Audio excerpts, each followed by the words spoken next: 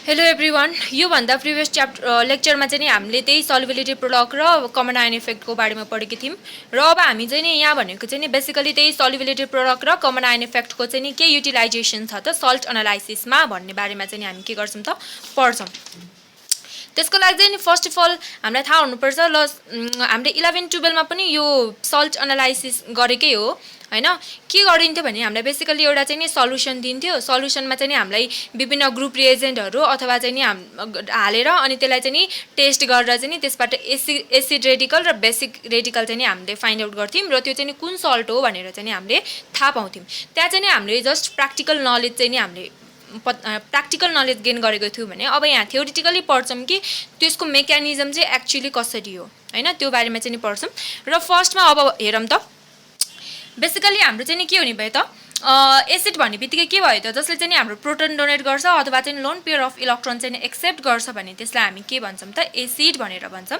Acid चाहिँ नि जब ionised हुन्छ तब चाहिँ नि यो HCl+ र Cl- आयनमा चाहिँ नि के हुन्छ त कन्भर्ट हुन्छ। जुन यो Cl- आयन छ यो भनेको हाम्रो के हो त एसिड रेडिकल हो है। यो भनेको चाहिँ नि हाम्रो के भयो त एसिड रेडिकल भयो। एसिडबाट आएको radical that is a negative A9 radical, यसलाई हामी एसिड रेडिकल भन्यो। अर्को भनेको MgOH को होल 2 भनेको यो एउटा बेस भयो हैन। बेस भनेको के जसले चाहिँ नि प्रोटोन एक्सेप्ट गर्छ अथवा चाहिँ आफ्नो lone pair of electron donate गर्छ भने त्यसलाई हामी बेस भन्छौँ। जस बेस चाहिँ नि हाम्रो आयनाइज्ड हुँदाखेरि चाहिँ के भयो त Mg++ प्लस OH- आयनमा चाहिँ नि कन्भर्ट भयो। जसमा चाहिँ Mg++ भनेको चाहिँ नि बेसिक रेडिकल भयो। बेसको radical that is called as a basic radical हैन।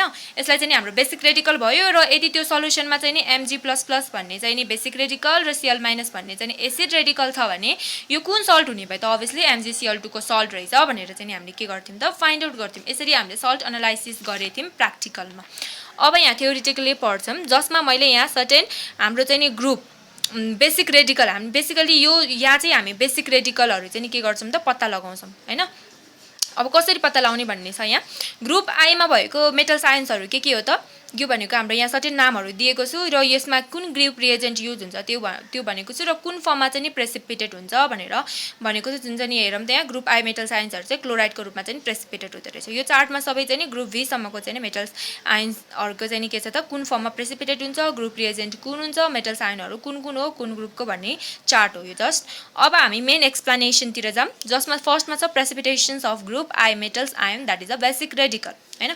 ग्रुप आईमा पढ्ने जति पनि मेटल्स आयनहरू छ त्यो कसरी चाहिँ नि प्रेसिपिटेट हुन्छ त र यसमा चाहिँ नि बेसिकल्ली हामीले कमन आयन इफेक्ट र सल्युबिलिटी प्रोडक्टको हामीलाई कन्सेप्ट एकदम क्लियर हुनुपर्छ यो बुझ्नको लागि। त्यति भयो भने यो इजिली बुझिन्छ।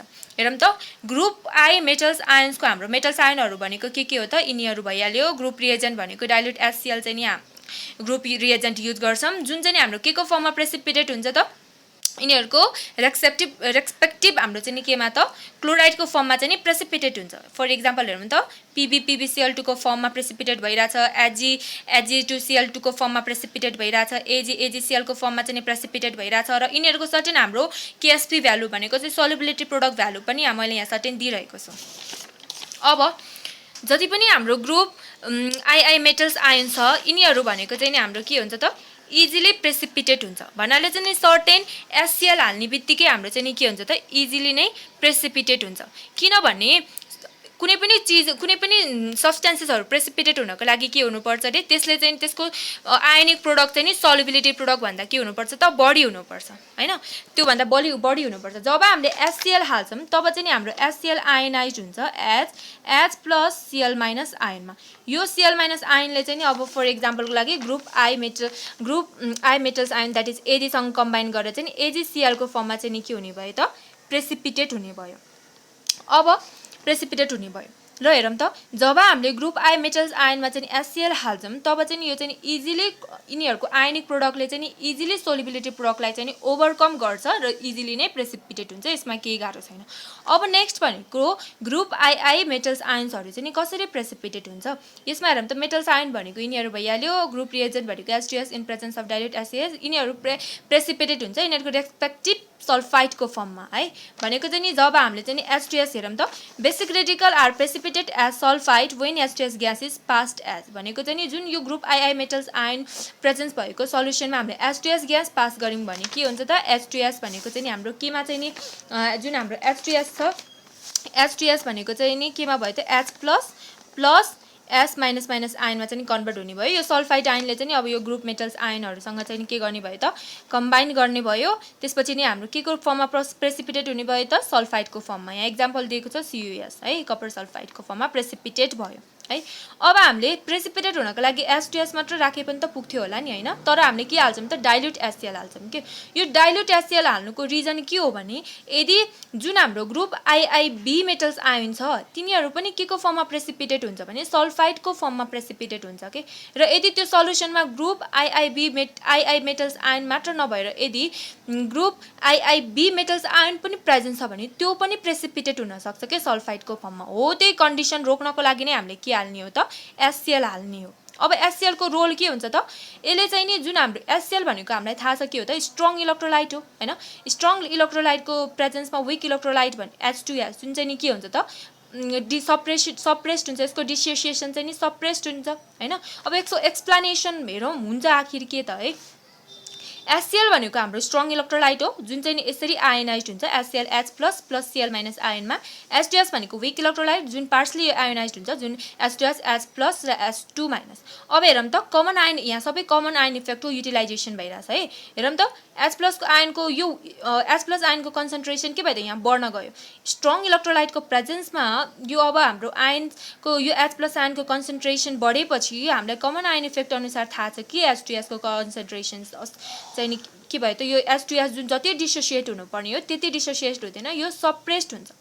सप्रेस त्यस्तो तरिकाले हुन्छ। यो भन्दा पहिला मैले के भन्न चाहे भने हाम्रो जति पनि ग्रुप IIB मेटल्स आयन्सहरु छ नि यिनीहरुको सल्युबिलिटी प्रोडक्ट भनेको ग्रुप II मेटल्स आयन्सको भन्दा अलिकति बढी हुन्छ के हैन। बढी हुने बित्तिकै के हुन्छ भने अब यो HCl ले चाहिँ नि अब H2S को डिसोसिएसन त्यस्तो तरिकाले गराइदिन्छ कि यो यिनीहरुको जुन आयनिक प्रोडक्ट छ त्यसले ग्रुप II मेटल्स आयनको सल्युबिलिटी प्रोडक्टलाई मात्र ओभरकम गरोस् न कि ग्रुप IIB मेटल्स आयनको सल्युबिलिटी प्रोडक्टलाई के गरोस् त ओभरकम गरोस् है। त्यस्तो तरिकाले डिसोसिएट हुने भयो यो H2S जसको आयनिक प्रोडक्ट चाहिँ नि के हुने भयो आयनिक प्रोडक्टले चाहिँ नि ग्रुप II मेटल्स आयनको सल्युबिलिटी प्रोडक्टलाई मात्र ओभरकम गर्ने भयो। ग्रुप IIB मेटल्स आयनको सल्युबिलिटी प्रोडक्टलाई चाहिँ के गर्ने भएन त ओभरकम गर्ने भएन किनकि ग्रुप IIB मेटलको सल्युबिलिटी प्रोडक्ट चाहिँ हाम्रो बढी छ र हामीलाई थाहा छ प्रेसिपिटेशन्स अकर हुनको लागि आयनिक प्रोडक्टले चाहिँ नि सल्युबिलिटी प्रोडक्टलाई एक्सिड जित्नु पर्छ अथवा चाहिँ नि ओभरकम गर्नुपर्छ। मेन रोल HCl को त्यही हो जसले चाहिँ के गर्दै रहेछ त H2S को डिसोसिएसनलाई चाहिँ सप्रेस्ड गराइदिँदो रहेछ।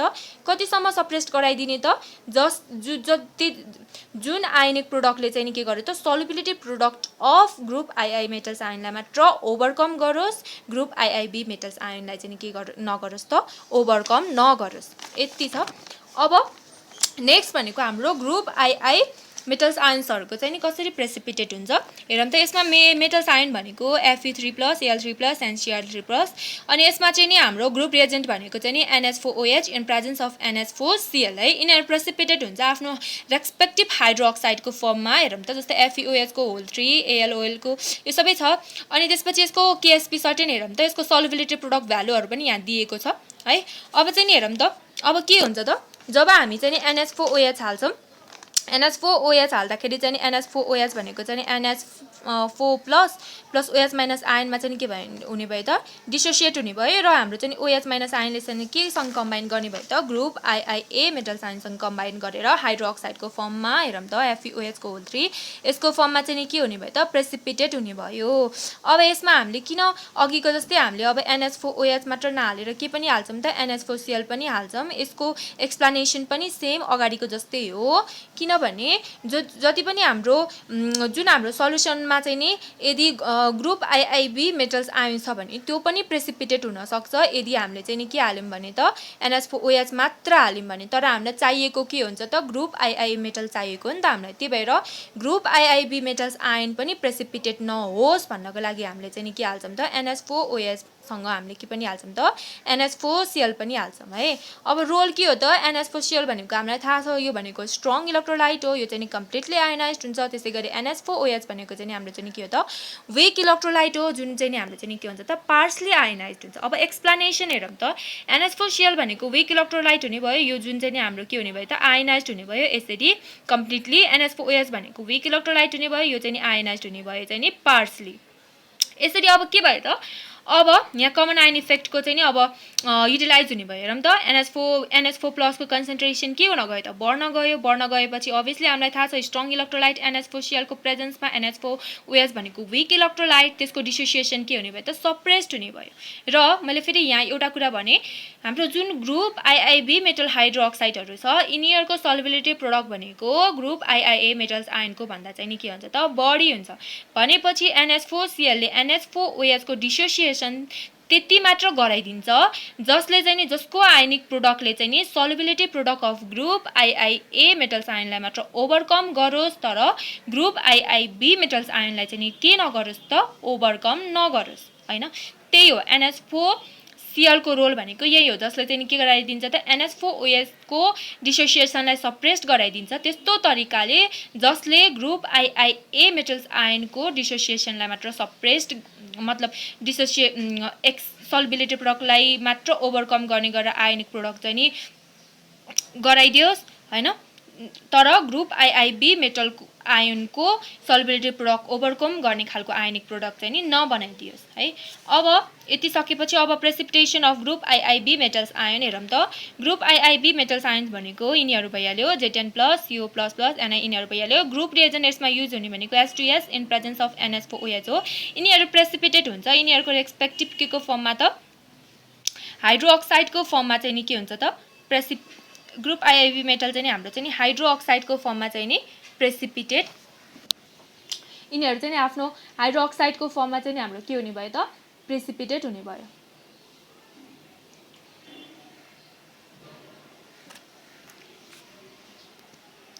अब ग्रुप IIB मेटल